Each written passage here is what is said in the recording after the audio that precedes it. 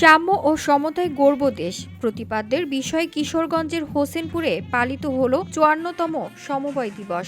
জাতীয় সমবায় দিবস উপলক্ষে শনিবার উপজেলা প্রশাসনের উদ্যোগে র্যালি ও আলোচনা সভা উপজেলার পরিষদ হলরুমে অনুষ্ঠিত হয়েছে।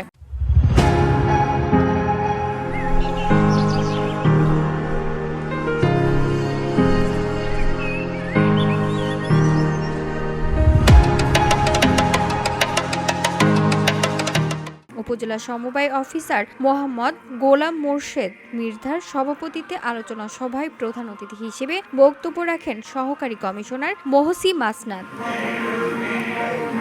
অন্যান্যের মাঝে উপস্থিত ছিলেন উপজেলা মুক্তিযোদ্ধা কমান্ডার ও বিআরবিবি চেয়ারম্যান, উপজেলা বিএনপির সাবেক সাধারণ সম্পাদক বীর মুক্তিযোদ্ধা রফিকুল ইসলাম, হোসেনপুর উপজেলা কৃষি দলের সভাপতি মোহাম্মদ আব্দুস সালাম, সাধারণ সম্পাদক হোসেন আলী,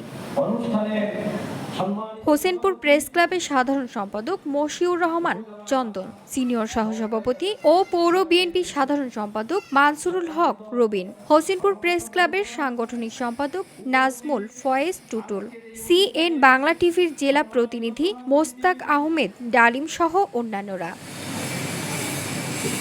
মোহাম্মদ গোলাম মোর্শেদ মির্ধা বক্তব্যে বলেন, সমবায় সমিতির সদস্যদের ধন্যবাদ জানানোর পাশাপাশি সমবায়কে কিভাবে আরও শক্তিশালী করা যায় সে বিষয়ে সকলেই ঐক্যবদ্ধভাবে কাজ করার মাধ্যমে সমবায়ের লক্ষ্যে সাম্য ও সমতায় দেশ গড়ব সমবায় বাস্তবায়নে দৃঢ় অঙ্গীকার ব্যক্ত করেন। VOD Bangla news desk.